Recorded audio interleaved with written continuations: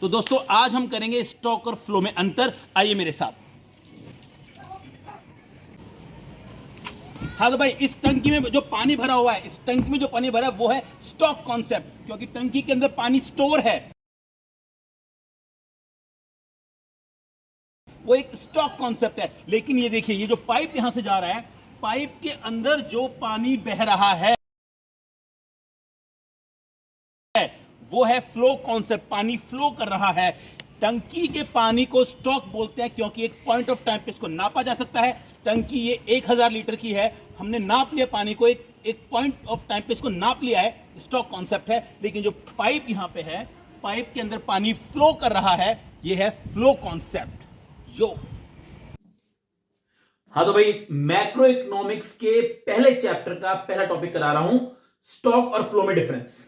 तो ये हमने क्या कर दिया, पार्टीशन कर दिया और यहां पे लिख दिया स्टॉक वेरिएबल, स्टॉक वेरिएबल, और यहां लिख दिया flow variable, flow variable. Stock variable, flow variable, इन दोनों में हम डिफरेंस कर रहे हैं। तो पहला जो डिफरेंस है वो है मीनिंग का, MEANING, मीनिंग। और मीनिंग में यह है कि स्टॉक वेरिएबल वो वेरिएबल होते हैं, वो चीजें होती हैं जिन्हें एक पर्टिकुलर पॉइंट ऑफ टाइम पे नापा जाता है। जैसे इस वक्त आपकी जेब में कितने पैसे हैं, इस वक्त आपकी जेब में कितने पैसे हैं, वो स्टॉक वेरिएबल है। ठीक है, तो इसमें लिखेंगे it refers to those variables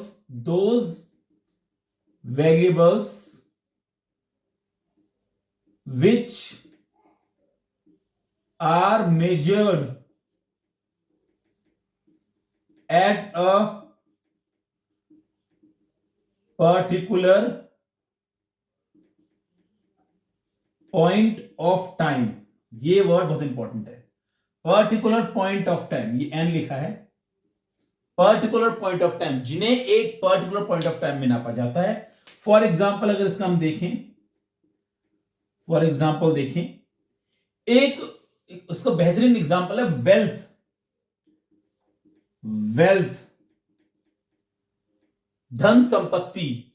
भाई वेल्थ जो होती है वो अक्यूमुलेटेड, इकट्ठी की हुई होती है, और एक वो एक पर्टिकुलर पॉइंट ऑफ टाइम पे नापी जाती है। जैसे अगर हम देखो, हम ऐसे तो बोलते हैं कि आज मेरे पास 5 करोड़ रुपए है, क्या है तुम्हारे पास? आई, मतलब आज की बात कर रहे हैं, एक पर्टिकुलर पॉइंट की बात कर रहे हैं। तो जो वेल्थ है वो एक स्टॉक कॉन्सेप्ट है, क्योंकि एक जैसे मान लीजिए बैंक में जो हमारा पैसा जमा है, तो जब हम पासबुक में एंट्री करवाते तो एक डेट पर वो पैसा देता है कि भाई इस तारीख को इतना पैसा आपके बैंक में जमा है। तो वो वेल्थ जो होती है वो एक स्टॉक कॉन्सेप्ट है, क्योंकि पॉइंट ऑफ टाइम पे नापा जाता है। इसके अलावा आप इसमें और भी चीजें, जैसे population, population as on 31 March 2023, यानी कि इस तारीख को पॉपुलेशन कितनी है देश की, वो भी एक पर्टिकुलर पॉइंट ऑफ टाइम पे नापा जाता है। ठीक है जी, कुछ भी चीज हो सकती है, जैसे कि number of cars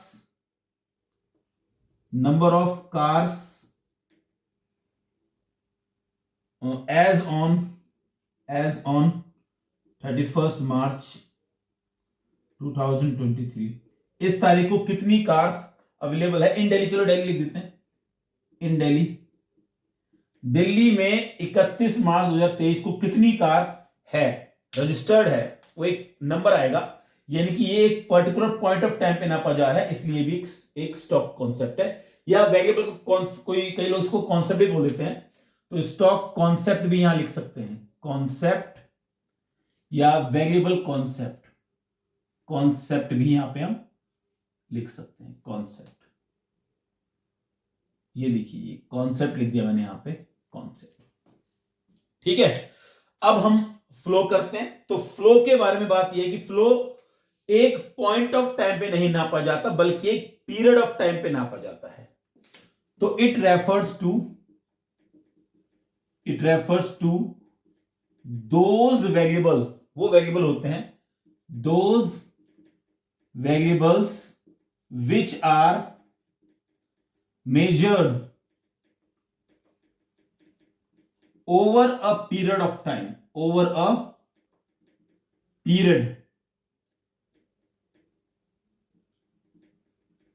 period of time, ये वर्ड बहुत इंपॉर्टेंट है इसके अंदर। देखिए वर्ड का ही सारा खेल है। यहां पे बताया गया है over a period of time, और यहां बोला गया है at a particular point of time. अच्छा, ओवर पीरियड ऑफ टाइम मतलब पूरे पीरियड के दौरान, पूरा जो पीरियड है उसको लिया जाएगा, पूरा एक पीरियड लिया जाएगा। जैसे एक साल का पीरियड हो सकता है, एक महीने का पीरियड हो सकता है, 6 महीने का पीरियड हो सकता है, ये पीरियड होते हैं। जैसे इसमें देखो, अगर हम एग्जांपल देखें इसका, तो इसका एग्जांपल होता है इनकम। इनकम भाई, जो हमारी इनकम होती है वो एक पर्टिकुलर पॉइंट ऑफ टाइम पे मिलती जरूर है, लेकिन वो एक पूरे पीरियड की इनकम होती है। आपने पूरे महीने काम किया, फिर आपको एक दिन सैलरी मिलेगी। तो जो इनकम आपके पीरियड की है। ऐसे ही देखो प्रोडक्शन, पूरे साल का प्रोडक्शन, पूरे साल का प्रोडक्शन होता है, पूरे साल का प्रोडक्शन। कितनी बार बोलूंगा यार, पूरे साल का प्रोडक्शन होता है, इसलिए ये आएगा। सेविंग भी इसी के अंदर आएगा, सेविंग भी पूरे साल की होती है, पीरियड से रिलेटेड करते सारी चीजें। और देखो, जैसे अगर मैं इसी से मिला के देखूं जरा, जिसकी नंबर ऑफ बर्थ ड्यूरिंग,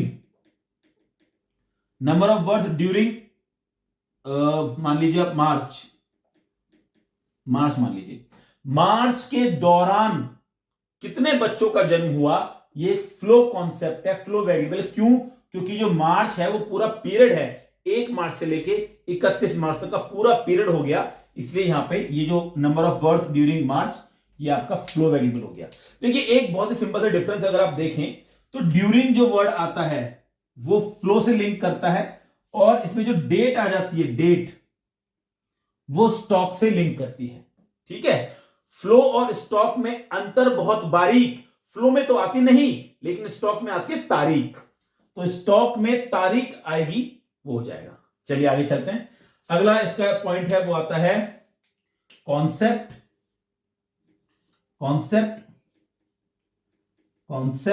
तो भैया ये जो स्टॉक वेरिएबल है वो एक स्टैटिक कॉन्सेप्ट है, स्टैटिक कॉन्सेप्ट मतलब रुका हुआ कॉन्सेप्ट है, स्थिर कॉन्सेप्ट है। जैसे देखो कुएं का पानी, जो कुएं का पानी होता है वो रुका हुआ पानी होता है, स्टैटिक कॉन्सेप्ट है। और ये डायनामिक कॉन्सेप्ट है, डायनामिक कॉन्सेप्ट, लगातार इसमें चेंज आते रहते हैं। डायनामिक है, चेंजेबल है, लगातार चेंज होते रहते हैं। जैसे कि आप मान लो कि नदी का पानी, जो नदी का पानी होता है वो डायनामिक होता है, बहता रहता है, फ्लो करता रहता है, वो डायनामिक कॉन्सेप्ट है। ठीक है जी। एक पॉइंट और करना पड़ेगा इसके अंदर हमें, तो उसको हम कहां करें? Do we have time? यहां पे कर लेते हैं, यहां पे इधर कर लेते हैं। नहीं ही करना पड़ेगा, तो यहां पे लिख देते हैं हम टाइम डायमेंशन।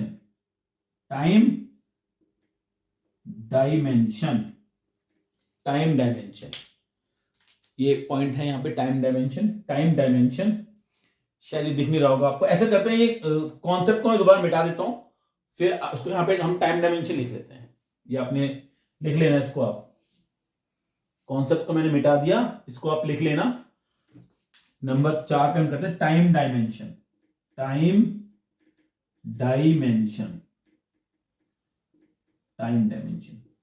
देखो भाई, टाइम डायमेंशन स्टॉक में नहीं होता, इट डज नॉट हैव, अभी समझाऊंगा होता क्या है, does not have time dimension. अभी समझा रहा हूं क्या होता है टाइम डायमेंशन। इसमें होता है इट हैज टाइम डायमेंशन, इसमें टाइम डायमेंशन होता है। अरे टाइम डायमेंशन का मतलब ये होता है पर के हिसाब से कोई चीज निकलना, जैसे पर ईयर, पर आवर, पर वीक, मतलब जिसमें पर आ जाता है ना, पर आवर, ये देखो पर आवर, जो भी चीज पर आवर से निकलती है उसमें टाइम डायमेंशन है। पर ईयर है ना, पर वीक। तो जो पर वाली चीजें होती हैं, वो जो होती हैं वो उसमें टाइम डायमेंशन होता है, वो फ्लो होती है। ये देखिए ये वीडियो देखिए आप पहले। देखिए इस वीडियो में बहुत ही बेहतरीन बॉलर हिंदुस्तान के उमरान मलिक बहुत ही बेहतरीन बॉलिंग कराते हैं, fastest bowler in India right now ये हैं।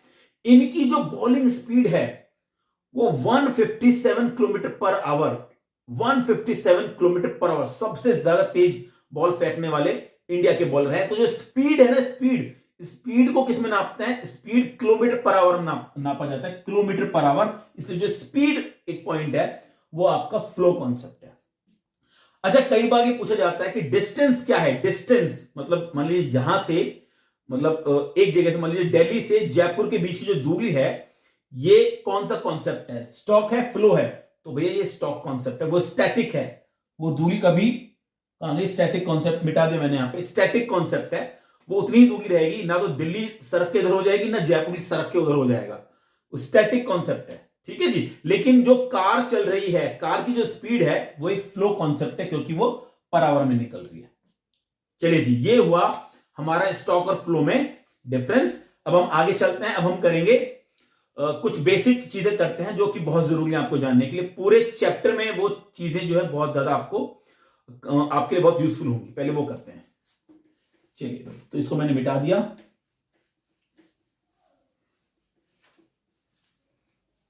ये मैंने इसको यहां से मिटा देता हूं। ठीक है, डन। चलिए, अब हम करते हैं 4 सेक्टर्स ऑफ एन इकोनॉमी। अच्छा, उससे भी पहले करते हैं फैक्टर ऑफ प्रोडक्शन क्या होते हैं। Factors of production, factors of production बोलते हैं इनको, और इनको बोलते हैं उत्पादन के साधन। उत्पादन के साधन, इनको उत्पादन के साधन बोलते हैं, फैक्टर्स ऑफ प्रोडक्शन। भाई 4 माने गए हैं फैक्टर्स ऑफ प्रोडक्शन, यानी कि ऐसे कौन कौन से फैक्टर्स हैं जिनकी हेल्प से प्रोडक्शन होता है गुड्स एंड सर्विसेज का। ठीक है, तो वो बना गया है लैंड, लेबर, कैपिटल और एंटरप्रेन्योरशिप। ठीक है भाई, तो देखिए लैंड, जमीन, भाई गुड्स बनाने के लिए फैक्ट्री बनानी पड़ेगी, फैक्ट्री के लिए जमीन चाहिए, वो हो गया। लेबर, जो वर्कर्स होते हैं वो जो है काम करेंगे, प्रोडक्शन करेंगे, वर्कर्स हो गया। कैपिटल, मशीन कह लो या पैसा कह लो, एक ही बात है। यहां पे हम पैसा यहां पे यूज करेंगे। आपको इन्वेस्टमेंट, पैसे की जरूरत पड़ती है, हर चीज खरीदने, उस पैसे से आप रॉ मटेरियल खरीदेंगे, हर चीज खरीदेंगे, तो कैपिटल हो गया। एंटरप्रेन्योरशिप का मतलब है कि बिजनेस के पार्टनर्स या बिजनेस को चलाने के लिए जो दिमाग है, जो एक बुद्धि है, उसका इस्तेमाल करना पड़ेगा। अपने आप तो कोई फंक्शन रन करेगा नहीं। ये तीनों चीजें जो है वो एंटरप्रेन्योरशिप के बिना काम नहीं कर सकती, इसलिए एंटरप्रेन्योरशिप जो है वो फैक्टर ऑफ प्रोडक्शन के अंदर आता है।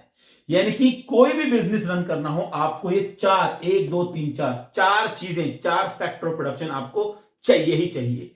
अच्छा, ये चारों चीजें आपको फ्री में मिलेंगी नहीं, इसके लिए आपको पैसे का भुगतान करना पड़ेगा, पैसा देना पड़ेगा।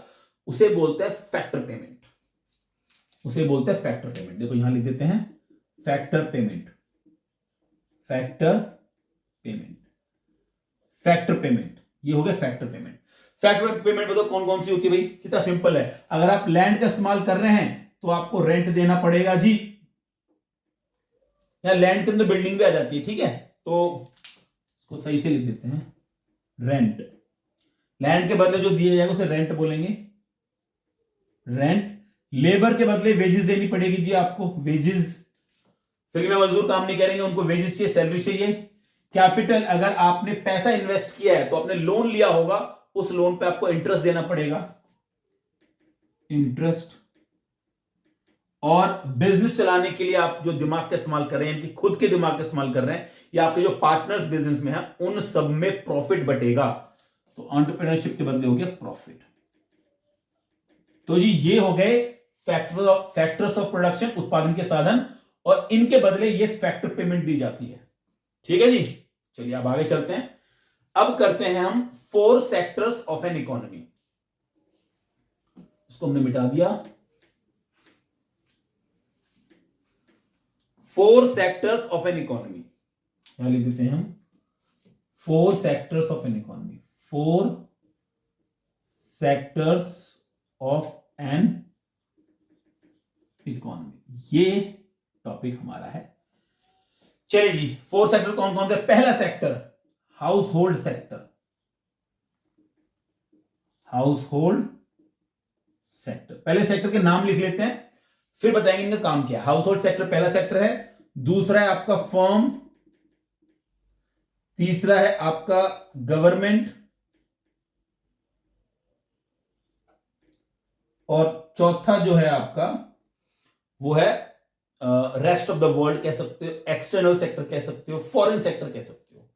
तो यहां लिखते हैं फॉरेन सेक्टर, फॉरेन सेक्टर या एक्सटर्नल, एक्सटर्नल सेक्टर, ये इसका नाम लिख देते हैं। ठीक है, अब इसके बारे में और डिटेल में चर्चा करते हैं। हाउस होल्ड का एक इंपॉर्टेंट काम होता है कि house hold sector factors of production देता है फर्म को। तो ये इनका मेन काम क्या है? प्रोवाइड, ये प्रोवाइड कराता है factors of production, factors of production किसको कराएगा? To firm, to firm, firm को अवेलेबल कराएगा। ठीक है, बढ़िया बात जी, फर्म को अवेलेबल करा दिया।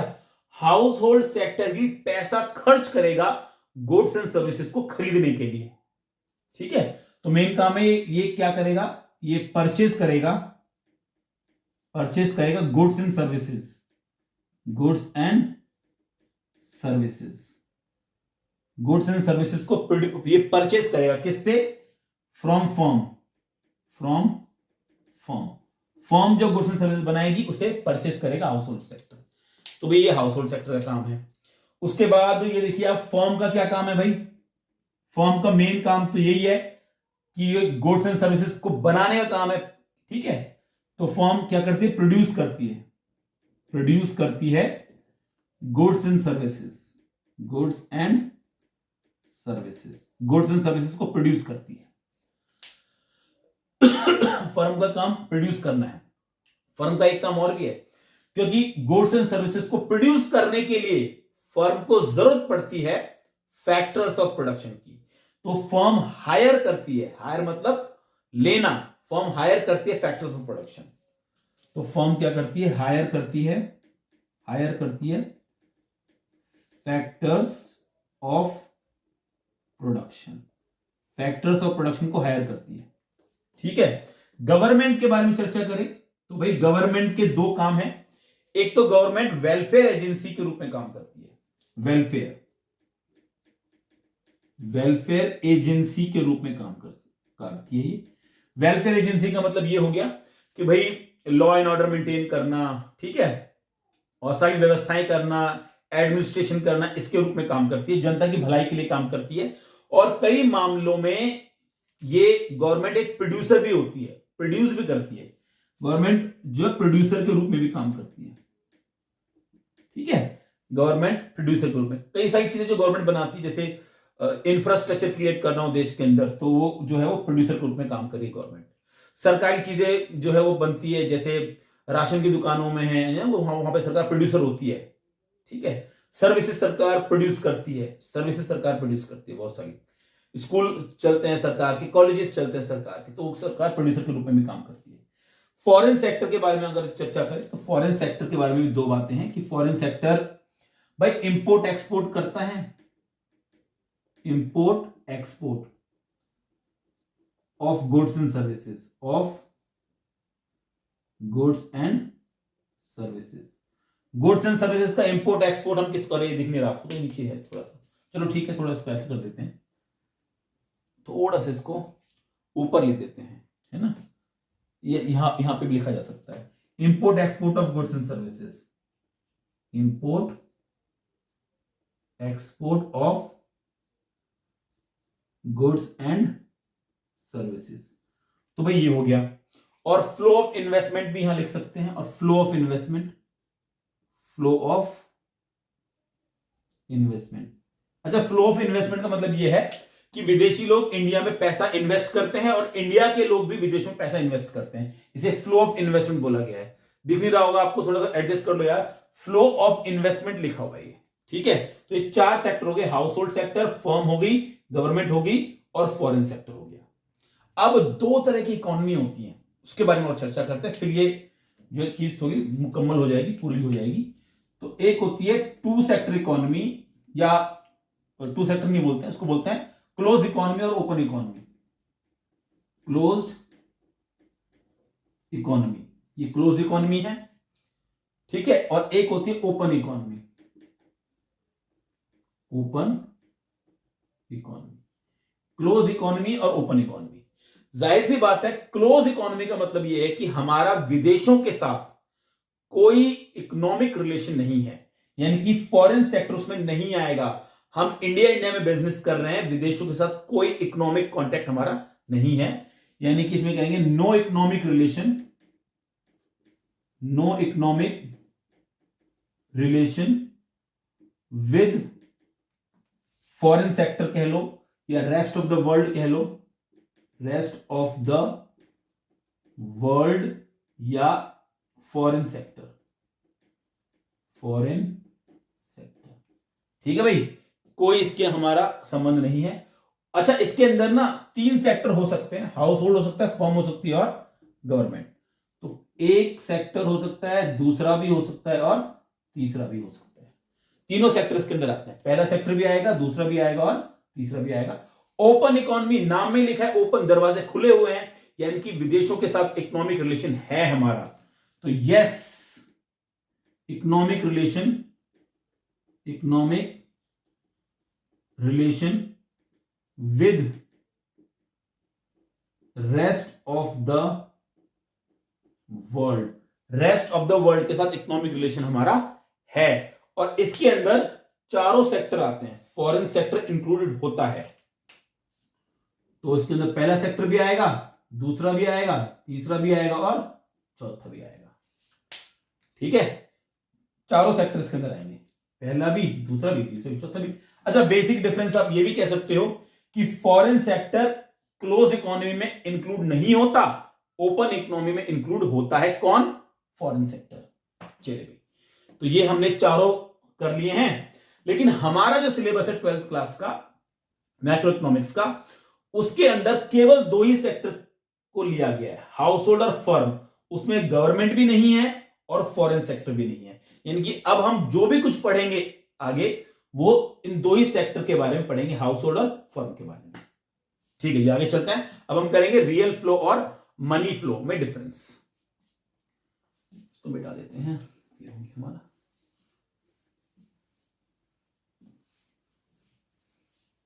चलिए भाई, रियल फ्लो और मनी फ्लो में डिफरेंस हम करते हैं। हेडिंग डाल देते हैं, real flow versus money flow. ठीक है, पहले हम रियल फ्लो करेंगे, तो hashtag real flow, real flow हम पहले करेंगे और डायग्राम इसका बनाते हैं पहले रियल फ्लो का। तो भाई देखो, ये 2 तरह के सेक्टर हमने यहां पे चर्चा की थी। ये एक सेक्टर ये है और एक सेक्टर ये है, ठीक है। हाउस होल्ड है ये, हाउस होल्ड, और फर्म है ये, है ना। 2 ही सेक्टर होंगे, हाउस होल्ड और फर्म। तीसरा सेक्टर ना गवर्नमेंट होगी और ना ही फॉरेन सेक्टर। चलिए, तो भाई हाउस होल्ड ने फर्म को दिया, हाउस होल्ड ने फर्म को दिया, क्या दिया? Factors of production, factors of production दिए। और फैक्टर्स ऑफ प्रोडक्शन कौन से हैं? लैंड, लेबर, कैपिटल दी और ईएनटी लिख रहा हूं यहां पे, ठीक है, पूरा नाम है एंटरप्रेन्योरशिप। हाउस होल्ड ने फर्म को दिया फैक्टर्स ऑफ प्रोडक्शन, जिसके बदले फर्म ने, क्योंकि देखो फर्म ने अगर इन चीजों को लिया है तो गुड्स एंड सर्विसेज का प्रोडक्शन क्या होगा, और गुड्स एंड सर्विसेज को प्रोड्यूस करने के बाद फर्म ने इनको दिया गुड्स एंड सर्विसेज, फर्म ने इनको दिया goods and services, goods and services. ठीक है भाई, ये सिंपल सा फ्लो है। फैक्टर ऑफ प्रोडक्शन वहां गए हैं फर्म के पास और फर्म से आई है goods and services house hold के पास। सिंपल सा फ्लो है, इसे बोलते हैं रियल फ्लो। ठीक है, पर ये रियल होता नहीं है। देखो, real flow is not real. क्यों? क्योंकि आज के जमाने में ऐसा होता ही नहीं है। आप इमेजिन करो कि आपकी एक बेसमेंट है और बेसमेंट जो आपकी है वो एक फैक्टर ऑफ प्रोडक्शन है ना। तो वो आपने एक फर्म को दी, एक बिस्किट बनाने वाली कंपनी को दी कि भाई लो जी यूज कर लो। हाउस होल्ड ने, आपने अपनी बेसमेंट बिस्किट बनाने वाली फैक्ट्री को दे दी, कंपनी को दे दी। 1 महीने तक उसमें जो उन्होंने प्रोडक्शन किया, और जब आप किराया मांगने गए तो उन्होंने बिस्किट का पैकेट आपको पकड़ा दिया। यही आपका किराया है ना, क्योंकि इसके अंदर पैसे का कोई इन्वॉल्वमेंट नहीं है। इसलिए बोलते हैं कि ये real flow is not real. Real flow real नहीं होता है ना। ओके, तो पहले करेंगे इसकी डेफिनेशन। नंबर 1 पे डेफिनेशन करेंगे। डेफिनेशन जो इसकी होगी वो इसी डायग्राम के बेस पर होगी। कैसे? It refers to the flow, it refers to the flow, ये वो फ्लो होता है इन विच आ गया, in which household provide factor of production to firm, in which household provide, क्या क्या प्रोवाइड करा रहे हैं? Factor of production, factors of production, किसको? टू फर्म, टू फर्म्स, किसको दे रहे हैं? फर्म्स को दे रहे हैं। एंड इन रिटर्न, उसके रिटर्न में फर्म दे रही है goods and services to household. Firm and in return firms provide goods and services to household. Simple सी डेफिनेशन। जो डायग्राम बनाया है उसी को हमने लैंग्वेज फॉर्म में डेफिनेशन में लिख दिया है। चलिए दूसरी बात करें, अदर नेम की बात करें। अदर नेम की बात करें तो भाई रियल फ्लो को बोलते हैं फिजिकल फ्लो। फिजिकल फ्लो, इसको फिजिकल फ्लो बोलते हैं। क्यों बोलते हैं? क्योंकि फिजिकली चीजें वहां जा रही है, फिजिकली चीजें वहां आ रही, फिजिकल फ्लो बोलते हैं इसको। उसके बाद अगला इसका जो पॉइंट है वो है सिस्टम। सिस्टम ये है कि ये जो रियल फ्लो होता है ये बार्टर सिस्टम में होता है। तो ये होगा it takes place in barter system, it takes place in barter system. भाई ध्यान रखना, बार्टर सिस्टम पढ़ा होगा आपने बचपन में। बार्टर सिस्टम होता है जिसमें गुड्स के बदले गुड्स का लेन देन होता है। यहां से फैक्टर प्रोडक्शन गया, यहां से गुड्स एंड सर्विसेज आ गई, पैसे का इन्वॉल्वमेंट नहीं है। It takes place in barter system where no involvement of money, no involvement of money, पैसे का कोई इन्वॉल्वमेंट इसमें नहीं है। तीसरे नंबर पे हमारा सिस्टम हो गया और चौथे नंबर पे हमारा ग्राफ हो गया। ये नंबर 4 यहां लिख देते हैं। कहां लिखे? हाँ यहां लिख देते हैं नंबर 4, ब्लू से लिखते हैं भाई। नंबर 4 पे आ गया ग्राफ, डायग्राम जिसे बोलते हैं। और ये हो गया हमारा रियल फ्लो। यहां लिख दो रियल फ्लो, ये हमारा रियल फ्लो है। ठीक है, 4 पॉइंट है, डेफिनेशन, अदर नेम, सिस्टम और graph. Real flow is done. अब हम करेंगे आपका दूसरा वाला मनी फ्लो करते हैं। ठीक है, चलिए सबको मिटा देते हैं, सिर्फ ग्राफ छोड़ेंगे और हम मनी फ्लो करेंगे। तो ये हमने सारा मिटा दिया है और यहां से हमने ये रियल फ्लो यहां से भी मिटा दिया है। Hashtag money flow. भाई मनी फ्लो करने वाले हैं। देखो मनी फ्लो, इसके नाम में लिखा है मनी, इसका मतलब पैसे का इन्वॉल्वमेंट इसके अंदर है। और ये आज के जमाने में होता है क्योंकि अभी मैंने बताया आपको कि जब हाउस होल्ड ने फैक्टर ऑफ प्रोडक्शन दिया फर्म को, उसके बदले फर्म जो हाउस होल्ड को देगी उसे फैक्टर पेमेंट बोलते हैं। ठीक है, तो फर्म ने जो हाउस होल्ड को दिया, ये दिया फैक्टर पेमेंट, फैक्टर पेमेंट दे दी। फैक्टर पेमेंट कौन कौन सी होती है? अभी हमने वीडियो की शुरुआत में किया था। फैक्टर पेमेंट होती है लैंड के बदले रेंट, लेबर के बदले वेजेस, कैपिटल के बदले इंटरेस्ट और एंटरप्रेन्योरशिप के बदले प्रॉफिट। ठीक है जी, तो फैक्टर पेमेंट बोलेंगे इसको। तो फर्म ने दे दी इनको फैक्टर पेमेंट। अब फर्म ने 1 महीने तक पूरा प्रोडक्शन किया और प्रोडक्शन करके फर्म ने goods and services the house hold को। अब हाउस होल्ड को भी गुड्स एंड सर्विसेज के बदले देना पड़ेगा, कुछ पैसे देने पड़ेंगे, कुछ क्या पैसे देने पड़ेंगे। तो जो पैसे देगा हाउस होल्ड फर्म को किसके बदले, गुड्स एंड सर्विसेज के बदले, उसे बोलते हैं कंजप्शन एक्सपेंडिचर। कंजप्शन एक्सपेंडिचर, ठीक है। यानी कि हम एज अ हाउस होल्ड जो भी पैसा खर्च करते हैं वस्तुओं और सेवाओं को खरीदने के लिए, उसे कंजप्शन एक्सपेंडिचर बोलते हैं। इस फ्लो को बोलेंगे हम, ये पूरा जो फ्लो है जिसमें पैसे का इन्वॉल्वमेंट है, इसे बोलेंगे मनी फ्लो। तो यहां पे हम लिख लेते हैं, रेड पेन से लिखते हैं मनी फ्लो। मनी फ्लो, ये हो गया आपका मनी फ्लो। ठीक है भाई, चलिए हो गया। डेफिनेशन करते हैं, तो यहां लिखेंगे हम डेफिनेशन, ब्लू से लिखते हैं। नंबर 1 पे डेफिनेशन। डेफिनेशन बहुत ही आसान है कि पैसे का मूवमेंट है इसके अंदर, तो it refers to the flow in which, it refers to the flow in which, जिस फ्लो के अंदर पहले तो हो क्या रहा है, पहले पैसा मनी मूव कर रहा है from firm to household, किस रूप में, फैक्टर पेमेंट के रूप में। ठीक है, flow in which money moves from firm to household, firm to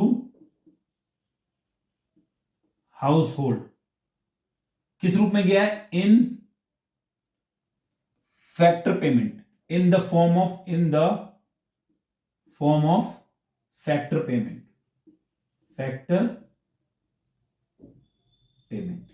and in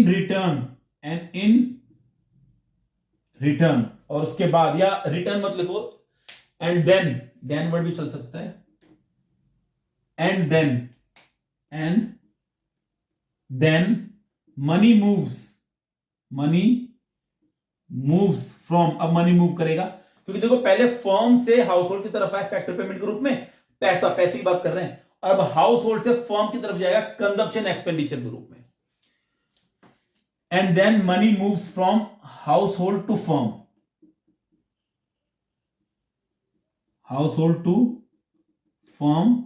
in the form of consumption expenditure,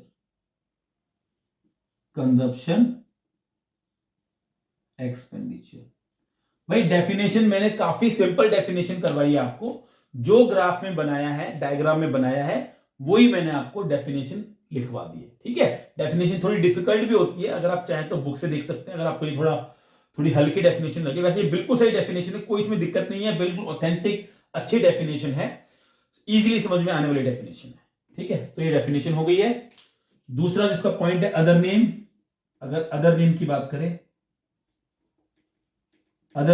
करें तो इसे बोलते हैं नॉमिनल फ्लो,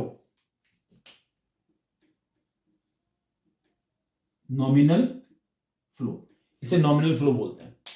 तीसरे पॉइंट पे अगर हम बात करें, सिस्टम की बात करें तो भाई ये जो मनी फ्लो होता है ये आज के जमाने में होता है, यानी कि मॉनेटरी सिस्टम में होता है। तो it take place in monetary system, it takes place in monetary system, ये मॉनेटरी सिस्टम में होता है। 4 पॉइंट हो गए इसके, डेफिनेशन, अदर नेम, सिस्टम और ग्राफ। ठीक है भाई, चलिए बहुत बढ़िया, आगे चलते हैं। Circular flow of income. देखो भाई, मनी फ्लो ही सर्कुलर फ्लो ऑफ इनकम है, कि इनकम सर्कुलर रूप में घूमती है, जैसे मनी घूम रहा है सर्कुलर रूप में, ऐसे इनकम सर्कुलर रूप में, ऐसे जैसे मनी घूम रहा है ऐसे इनकम घूमेगी। आपको कुछ नहीं करना, बस मनी की जगह इनकम वर्ड का इस्तेमाल करना है। सेम ग्राफ है, बस इनकम, मनी की जगह क्या यूज करोगे, इनकम शब्द का इस्तेमाल करना है, उसे बोलेंगे सर्कुलर फ्लो ऑफ इनकम। ठीक है, फिर चलो एक बार देख लेते हैं, समझा देता हूं मैं आपको। तो ये मैंने करवा दिया, ये हो गया। अगला टॉपिक है सर्कुलर फ्लो ऑफ इनकम। चलिए जी वो कर लेते हैं, circular flow of income.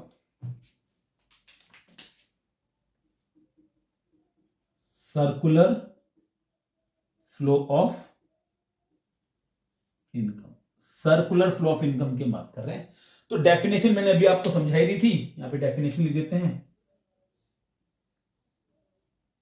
Definition तो थोड़ी देर पहले हमने किया, बस मनी की जगह आपको इनकम वर्ड का इस्तेमाल करना है, बाकी सेम वही डेफिनेशन है, ठीक है। दूसरा इसके phases, three phases of circular flow of income. Circular flow of income, इसके 3 फेजेस हम करते हैं, ठीक है। 3 फेजेस भैया, 3 फेजेस होते हैं इसके। पहला जो इसका फेज है उसका नाम है जनरेशन फेज। जनरेशन फेज, या इसको कह सकते हैं हम प्रोडक्शन फेज। जनरेशन फेज या प्रोडक्शन फेज, प्रोडक्शन फेज। जाहिर सी बात है इसके नाम में जनरेशन और प्रोडक्शन है, यानी कि इस फेज के अंदर फर्म जो होती है वो गुड्स एंड सर्विसेज का प्रोडक्शन करती है। तो in this phase firms produce goods and services, ठीक है। दूसरा फेज करते हैं, दूसरा फेज आता है डिस्ट्रीब्यूशन फेज। यहां एक वर्ड आता है डिस्ट्रीब्यूशन फेज, या इसका एक नाम और भी है generation of income.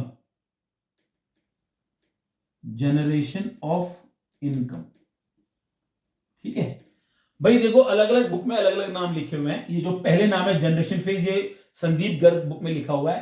Production phase जो है वो वीके होगी बुक में लिखा हुआ है। तो ये नाम अलग अलग है, लेकिन ये एक ही वो है, एक ही चीज है ये। तो डिस्ट्रीब्यूशन फेज और जनरेशन ऑफ इनकम, ये जनरेशन फेज अलग है, जनरेशन ऑफ इनकम फेज अलग है, डिस्ट्रीब्यूशन फेज। अच्छा, जाहिर सी बात है इस फेज के अंदर जो फर्म होती है वो डिस्ट्रीब्यूट करती है इनकम, फैक्टर पेमेंट डिस्ट्रीब्यूट करती है किसको? हाउस होल्ड को। क्योंकि भाई फर्म ने फैक्टर प्रोडक्शन लिया होता है तो पैसे तो बांटने पड़ेंगे ना, तो फर्म डिस्ट्रीब्यूट कर रही है फैक्टर पेमेंट हाउस होल्ड को। तो in this phase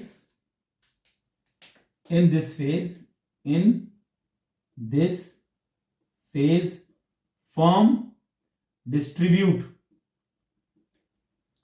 distribute factor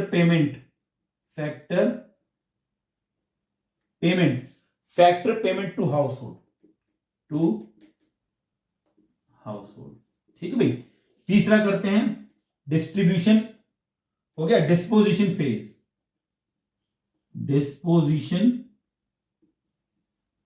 phase, या इसका एक नाम और भी है जो दूसरी बुक में लिखा हुआ है, वो है एक्सपेंडिचर फेज।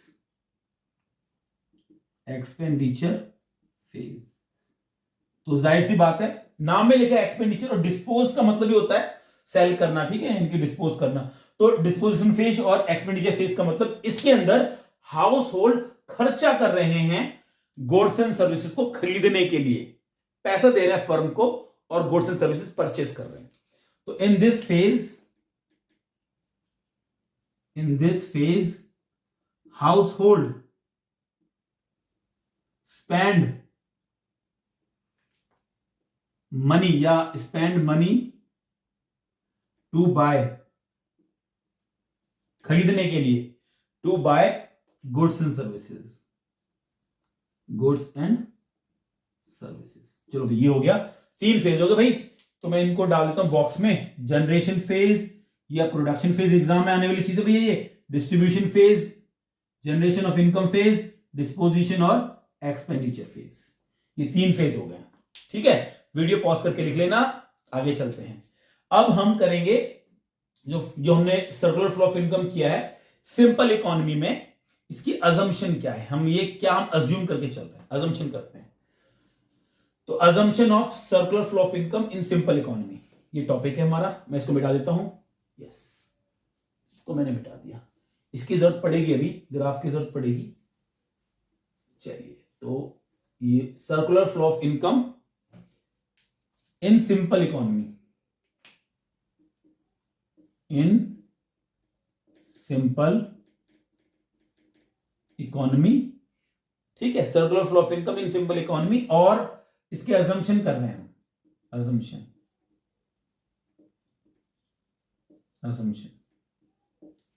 भाई क्या क्या हमने अज्यूम किया हुआ इसके अंदर, है ना। इकोनॉमिक्स में अजम्पशन बहुत इंपॉर्टेंट है। पहला अजम्पशन तो ये है कि इकोनॉमी में केवल दो ही सेक्टर लिए गए हैं, फॉर्म और हाउस होल्ड। तीसरा सेक्टर ना गवर्नमेंट लिया गया, और चौथा तो ले ही नहीं सकते क्योंकि वो तो ओपन इकोनॉमी बन जाएगी, फिर तो चौथा भी नहीं लिया गया।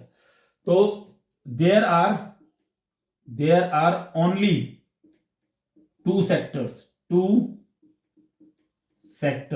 that is household or firm, that is household and firm।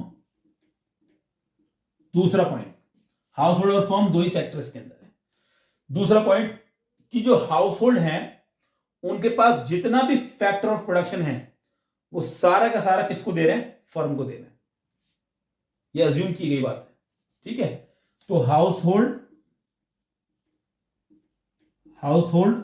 Provide entire, पूरा का पूरा, एंटायर मतलब पूरा, एंटायर एफओपी लिख रहा हूं, ठीक है। एफओपी मतलब factor of production only to firm, केवल फर्म को देंगे और किसी को देंगे नहीं, और कोई सेक्टर ही नहीं है, देंगे किसको, और कोई सेक्टर ही नहीं है इसके अंदर। उसके बाद फर्म जो है उन्होंने जो भी गुड्स एंड सर्विसेज बनाई हैं वो भी किसको बेचेंगी, हाउस होल्ड को। तो फर्म प्रोवाइड एंटायर गुड्स, सारी goods and services, entire goods and services only to household, केवल हाउस होल्ड को देंगी, ये अज्यूम। और किसको देंगी भाई, और कोई सेक्टर ही नहीं है, हाउस होल्ड को बेचेंगी ना वो। अच्छा, नंबर 4, हम ये मान के चलेंगे इसके अंदर कि कोई भी सेविंग नहीं कर रहा है, देयर इज नो सेविंग,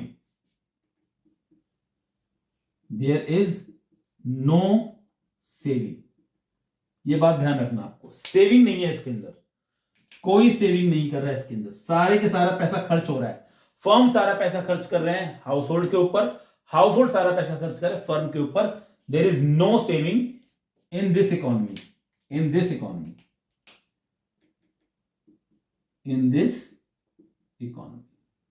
ठीक है। ना तो हाउस होल्ड सेव कर रहे हैं अपनी इनकम में से, ना फर्म सेव कर रही है अपने प्रॉफिट में से, कोई भी सेव नहीं कर रहा। तो ये 4 अजम्पशन इसकी सिंपल इकोनॉमी की ली गई है। सिंपल इकोनॉमी का मतलब ही होता है ऐसी इकोनॉमी जिसके अंदर केवल 2 सेक्टर हैं, हाउस होल्ड और फर्म, उसमें गवर्नमेंट भी नहीं है, ठीक है जी। चलिए भाई, ये हमारा हो गया अजम्पशन। और अब इसका कंक्लूजन जल्दी से और देख लेते हैं, फिर पूरा चैप्टर मुकम्मल हो जाएगा। तो इसका एक कंक्लूजन और देख लेते हैं, जल्दी से देख लेते हैं। कंक्लूजन ज्यादा बड़ा नहीं है, छोटा ही है। तो ये कंक्लूजन इसका देखते हैं जल्दी से। अजम्पशन हमने कर ली है, कंक्लूजन देखते हैं। बहुत सिंपल है, इतना मुश्किल वाला बात है नहीं इसके अंदर। कंक्लूजन की अगर हम बात करें तो हम ये मान के चल रहे हैं कि जो टोटल फैक्टर पेमेंट बराबर है, total factor payment equals to total factor